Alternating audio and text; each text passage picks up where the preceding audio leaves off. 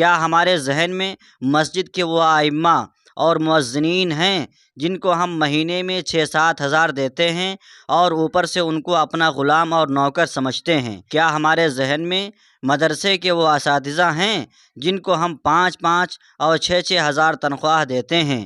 السلام علیکم ورحمۃ اللہ وبرکاتہ۔ استقبال ہے ناظرین آپ کا ہمارے یوٹیوب چینل HAS آفیشیل میں۔ ناظرین کرام، مروجہ جلسوں کے متعلق چند سوالات و گزارشات۔ لکھتے ہیں حذیفہ ایوبی۔ جلسوں اور مشاعروں کی قدیم تاریخ ہے جو کہ بہت ہی روشن اور تابناک ہے، جسے کسی صورت فراموش نہیں کیا جا سکتا ہے۔ اسی تاریخ سے اقتباس نور کرتے ہوئے پے در پہ بڑے بڑے جلسوں اور مشاعروں کا انعقاد ہو رہا ہے۔ فی الحال خطۂ لکھیم پور و اطراف میں پے در پہ جلسوں اور مشاعروں کا سلسلہ جاری ہے۔ ابھی چند روز پہلے ضلع لکھیم پور ہی میں 2 بڑے بڑے جلسے مشاعرے منعقد ہوئے، جن میں بہار و بنگال اور نہ معلوم کہاں کہاں سے شعراء و مقررین اور نظماء مدعو کیے گئے تھے۔ جب ہم ان دونوں جلسوں کے مجموعی اخراجات کا اندازہ لگاتے ہیں تو کم از کم بہت محتاط اندازے کے مطابق 4 لاکھ سے زائد ہی پہنچتا ہے۔ کم تو کسی صورت نہیں، کیونکہ ان میں وہ حضرات بلائے گئے جن کی فیس عام طور پر 30,000، 20,000 اور 10-10 ہزار سے تو کم شاید ہی رہتی ہوگی۔ اس پر مستزاد لائٹ، ٹینٹ، مائک اور اشتہار وغیرہ کے اخراجات الگ۔ اب اس میں یہ تو پوچھنے کی ضرورت ہے نہیں کہ ان جلسوں کا مقصد کیا ہوتا ہے۔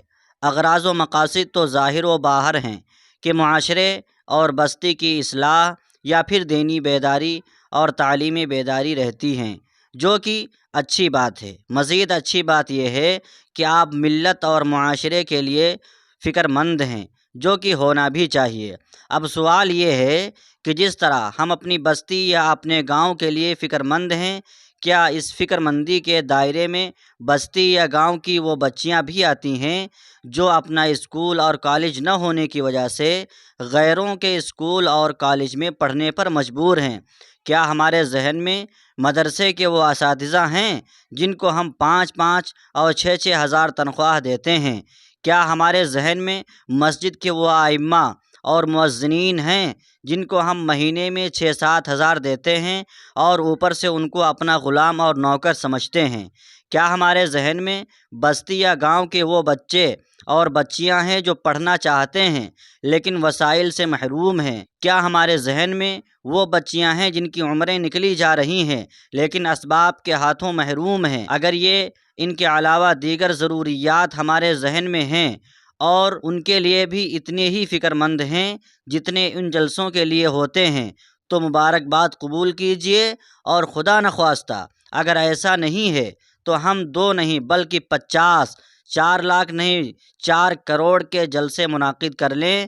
ہندوستان ہی نہیں بلکہ حرمین کے ائمہ کو بلا لیں۔ سب فضول اور بیکار ہے۔ اسی لیے دست بستہ گزارش ہے کہ ہم اپنے جلسوں اور مشاعروں پر غور کریں، قوم کے مستقبل کو سوچیں، آنے والے اور موجودہ طوفانوں سے نمٹنے کی تیاری کریں۔ میں یہ نہیں کہتا کہ جلسے کرنا چھوڑ دیں۔ فضول خرچی سے بچتے ہوئے ہر ہفتے یا ہر مہینے اصلاح معاشرہ کے پروگرام جگہ جگہ، مسجد مسجد اور مکتب مکتب منعقد کریں۔ علماء کے بیانات ہوں، مخلص و دردمند مصلحین و مبلغین کی آمد ہو، جو ملک و ملت دونوں کے لیے ہی فائدہ مند ہیں، اور ملت کا وہی قیمتی پیسہ اور انمول سرمایہ ان چیزوں میں لگائیں جن کی ملت کو سخت ضرورت ہے۔ آخر میں گزارش اپنے ان علماء اور ان شعراء کرام سے ہے جو جلسوں اور کانفرنسوں میں مدعو کیے جاتے ہیں۔ آپ ایسے جلسوں سے اجتناب ہی نہیں بلکہ مکمل بائیکاٹ کریں۔ اگر وقت رہتے ہوئے ہم متحرک نہ ہوئے تو معاملہ ہاتھ سے نکل جائے گا اور مخصوص مکتبہ فکر کے علماء کی طرح کف افسوس ملتے رہ جائیں گے۔ ناظرین کرام، آپ کی کیا رائے ہے اس تحریر کے متعلق، ویڈیو کے متعلق؟ کمنٹ سیکشن میں ضرور بتائیں، اور اگر چینل پہ پہلی بار آئے ہیں تو چینل کو بھی سبسکرائب کر دیں۔ ملتے ہیں کسی اور ویڈیو میں۔ خدا حافظ۔